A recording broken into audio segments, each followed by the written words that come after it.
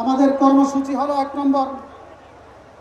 নম্বর নারীর ন্যায্য অধিকার প্রতিষ্ঠায় আগামী 3 মাসের মধ্যে বিভাগীয় সম্মেলন করা হবে।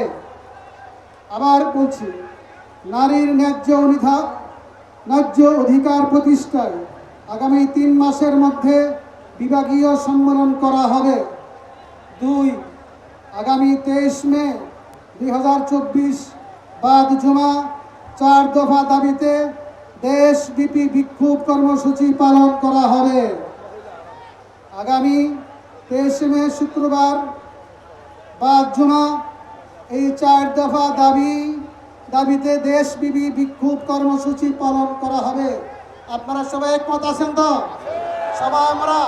সবাই আমরা হেফাজতে ইসলামের কর্মসূচি পালন করার জন্য আমরা ওয়াদাবদ্ধ ইনশাআল্লাহ।